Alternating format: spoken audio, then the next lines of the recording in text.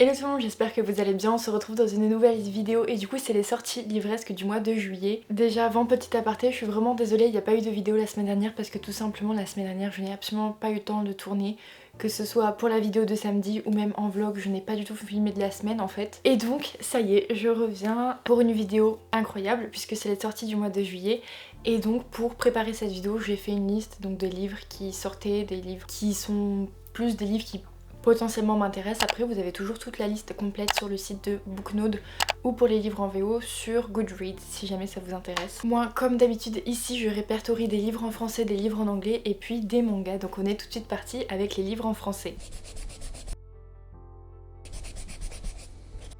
Donc le premier livre qui sort le 5 juillet c'est La Cité des Songes, le tome 2 de Giorgia Caldera. Déjà c'est un livre qui me fait trop envie parce que j'ai le tome 1 dans ma pile à lire qui m'attend bien sagement. J'entends beaucoup de bien de Giorgia Caldera, j'ai déjà lu sa trilogie Les Larmes Rouges et d'autres de ses livres. Et j'avais beaucoup aimé la plume de l'autrice et donc j'ai vraiment hâte de découvrir d'autres de ses sagas. Et notamment celle-ci. Pour ce qui en est des thématiques, vous avez romance, féminisme, fantasy, mariage arrangé. En général ça passe plutôt bien tout ça et donc j'ai vraiment hâte de découvrir cette saga. Je pense qu'il y a 3 tomes et donc voilà, j'ai juste trop hâte de lire tout ça. Moi je suis extrêmement publique pour tout ce qui va être fantasy etc et j'ai vu que de super bons retours, on m'en a dit que du bien, donc il est temps que je découvre tout ça. Ensuite le 5 toujours on a Mary Jane.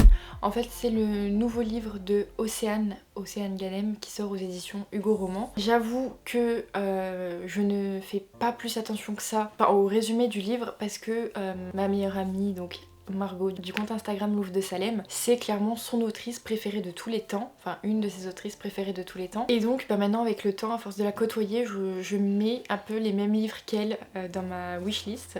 Et donc Océane en fait partie, je n'ai absolument jamais lu un de ses romans. Et pourtant, il faut vraiment que je découvre ce qu'elle écrit parce que j'entends que de très bons retours, que ce soit de par Margot ou de par d'autres personnes. Il faut absolument que je découvre un de ses livres. Et donc là, cette fois-ci, je n'ai pas du tout envie de lire le résumé. Les seuls thèmes que j'ai, c'est Secret du passé et New Romance. Et ça me suffit amplement. Je pense que ça va finir dans la pile à lire d'ici peu. Le 5 toujours, on a le tome 6 de Styx Riders de Calypso Caldin. Cette autrice, j'avais déjà lu, donc son premier tome c'était Zelle l'ange mercenaire. Il n'y a jamais eu de suite qui est sortie. Et pourtant j'avais trop aimé, genre vraiment c'était trop bien, genre je recommande de ouf ce livre. Et j'avoue que j'ai un peu plus de mal à me lancer dans ces sagas New Romance parce que du coup Zelle l'ange mercenaire c'était un young adulte. Et je ne sais pas pourquoi j'ai des a priori sur ces romances, parce que c'est des romances biker etc. Et même si c'est un petit peu mélangé avec de la mythologie grecque, j'en entends que du bien, mais vraiment je sais pas pourquoi je n'arrive pas à les lire. Genre vraiment j'arrive pas. Et pourtant faudrait. Donc là on est quand même au tome 6 de la saga. J'espère qu'elle va pas nous pondre 12 tomes, parce que là ça risque d'être beaucoup si je les lis pas. J'ai trop envie de voir ça, surtout que j'entends beaucoup de très bons retours de la part de Kimi Collection. Kimi Collection les a lus, elle l'a adoré et genre vraiment coup de cœur incroyable. Et donc je suis vachement intriguée par tout ça, donc peut-être voir incessamment sous peu ce que ça donne. Je ne sais pas. Ensuite, le 5 toujours, non, le 6, on a le tome 2 de Terre brisée, donc c'est de Victoria Aveyard. Et donc le tome 2 c'est L'âme brisée. Les deux tomes je les ai dans ma pile à lire en VF et je ne l'ai toujours pas lu parce que je sais pas, ils me font hyper peur, ils sont quand même gros niveau épaisseur. Donc j'avoue que voilà, ils me font un peu peur, c'est aussi de la fantasy. Donc doublement peur, mais j'ai très envie de découvrir la plume de cet auteur. C'est celle qui a écrit Red Queen, je crois bien. Et donc j'ai vraiment envie de la découvrir, sa plume, et en particulier cette saga-ci qui me fait plus envie que la saga Red Queen. Et donc là en thème on a Young Adult, High Fantasy et Fantasy. Je ne sais pas ce qu'il en est d'autre. Et du coup vous avez le tome 2 qui sort là, le 6. Le 6 encore une fois un livre ma foi incroyable, enfin je dis incroyable. Il est dans ma pile à lire, mais je ne l'ai pas lu. C'est Les Disparus du Pays Imaginaire. En fait, c'était un livre en VO que j'ai. On en avait beaucoup entendu parler. La couverture va sûrement vous dire quelque chose. Et donc, on en avait énormément entendu parler. C'est une réécriture de conte de Peter Pan. Et donc, bien sûr, moi, quand on m'avait dit réécriture de conte de Peter Pan, vous vous en doutez, j'ai foncé directement. Je n'ai pas cherché à comprendre. Et les avis étaient excellents à l'époque quand on en parlait. Donc ça m'avait encore plus conforté dans l'idée qu'il fallait que je craque là maintenant tout de suite. Et donc maintenant ça y est, le livre est sorti va sortir en VF. Donc j'ai absolument tellement hâte de le voir passer partout. Et ouais, je pense que ça va grave me redonner envie de le lire. Et donc là, les thèmes, c'est fantasy, mystère, young adulte, réécriture, LGBTQ. Ensuite, le dernier livre en français et pas des moindres, c'est Jusqu'en enfer de Lace Bardugo. Donc c'est l'autrice de la saga Six of Crows, Grisha aussi. Et j'ai déjà lu sa nouvelle saga, donc c'était la 9e maison. Là c'est le tome 2. J'ai lu la 9e maison en... Alors j'avais commencé en VO. J'ai absolument rien compris au début, je l'ai commencé en VF. Je n'ai absolument pas compris en VF, donc j'ai continué en VF. Et vers la moitié, je commençais à comprendre un peu l'histoire. Mais sinon, c'est vrai que c'est une lecture où je me souviens, l'ambiance était folle. C'était trop bien niveau ambiance. Mais alors, je ne saurais absolument pas vous dire de quoi ça parle parce que je n'avais absolument rien compris. Enfin si, j'ai des bribes d'éléments qui me viennent en tête. Mais de base, je n'ai pas compris. Je ne comprenais pas. J'étais totalement perdue dans cette histoire. Et après avoir lu la fin, j'avoue que j'avais mieux compris. Donc il aurait fallu que j'enchaîne sur une relecture pour comprendre le livre totalement. Ce que je n'ai pas fait bien sûr parce que je ne vais pas relire un livre que je viens de lire. Mais il aurait fallu. Donc là j'avoue que pour me lancer dans le tome 2, déjà de base je ne voulais même pas commencer le tome 2, je voulais même pas l'acheter. Et après je me suis dit oui bon quand même la fin c'était pas si terrible que ça. Donc j'ai acheté le tome 2. Mais pour lire le tome 2 je ne vais pas pouvoir enchaîner sans avoir lu le tome 1 avant. Parce que je me souviens absolument de rien dans le tome 1. Et pourtant c'est un livre où je vois des avis positifs partout. Mais moi juste j'ai pas compris. Voilà.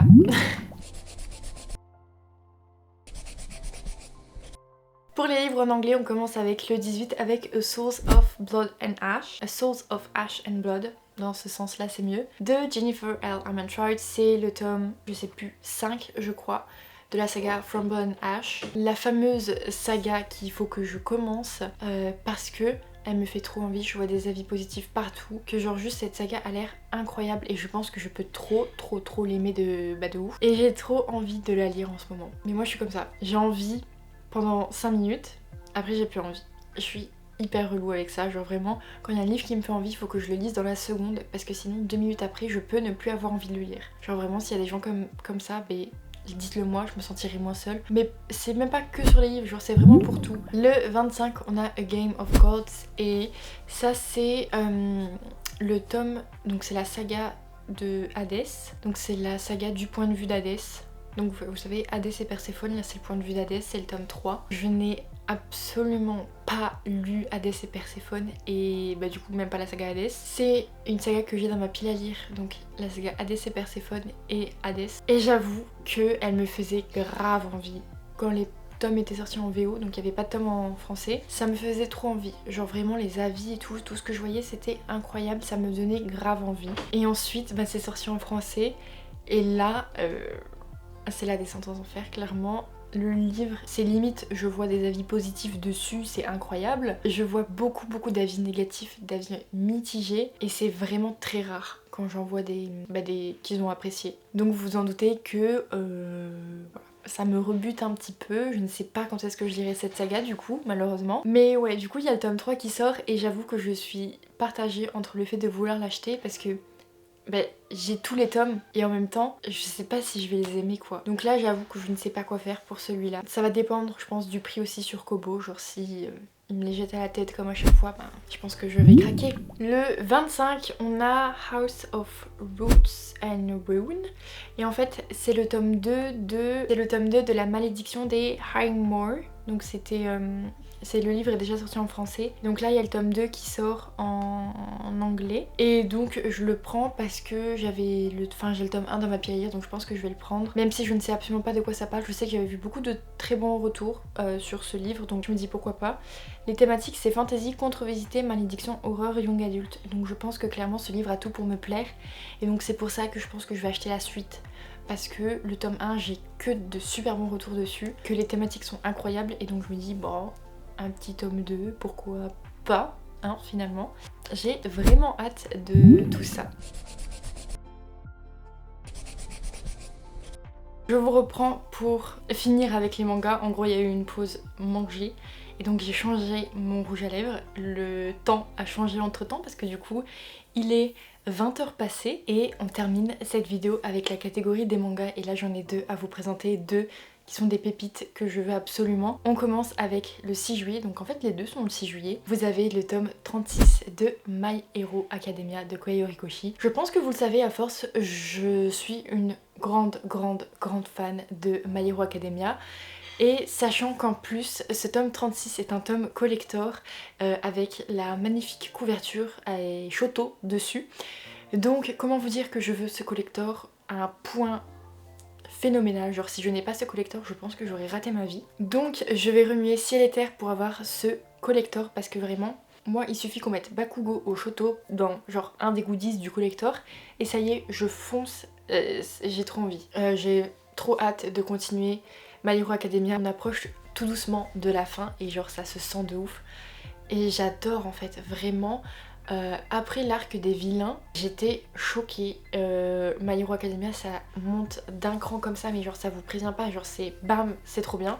Et là j'ai trop envie de savoir la suite quoi, c'est de mieux en mieux et en même temps j'appréhende beaucoup parce que je m'étais fait spoiler un événement de My Hero Academia. Je pense que l'événement que tout le monde s'est fait spoiler c'est celui-là. Et je m'étais fait spoiler ça et donc j'avoue que maintenant chaque tome qui sort, et ben j'ai peur. J'ai peur de tomber sur ce moment-là parce que je ne sais pas comment ça se passe.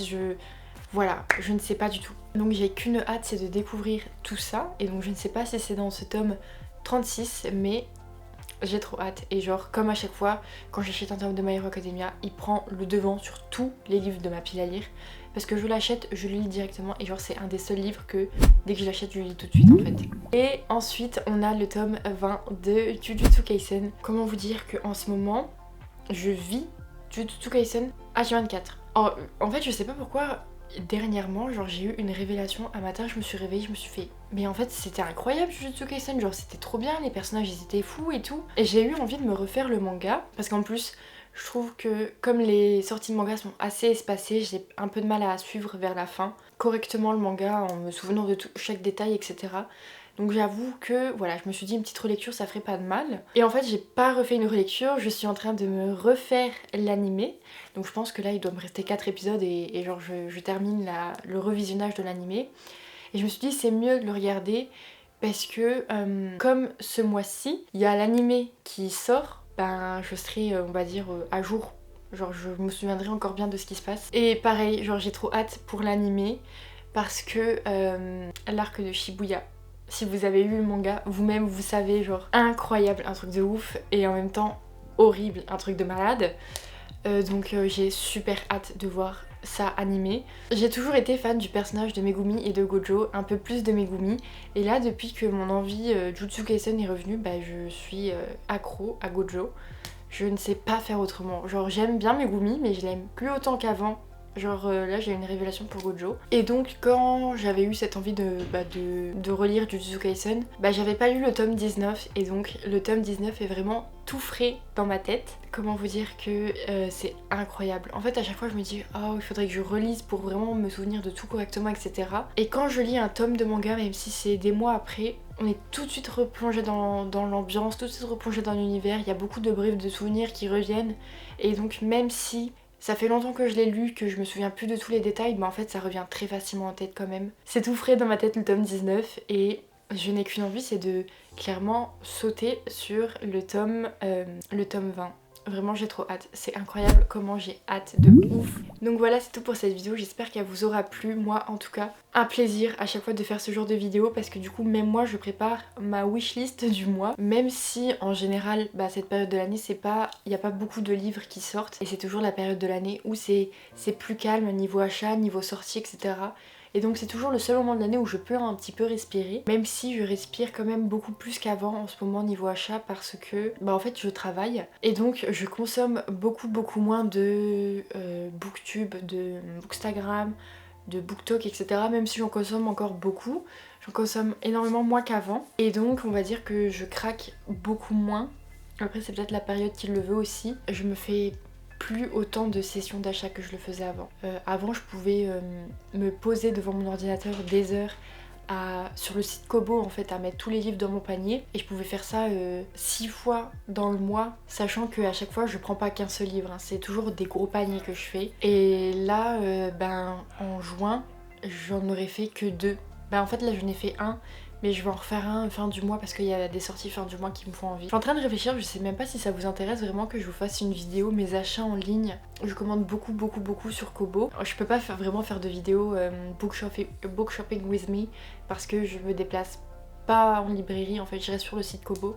Donc si jamais ça vous intéresse de voir mes achats ou de voir mes sessions d'achat sur Kobo, ben, dites-moi ça dans les commentaires. Donc voilà, j'espère que cette vidéo vous aura plu. En attendant, je fais plein de gros bisous et là sans faute je vous dis à la semaine prochaine. Bye.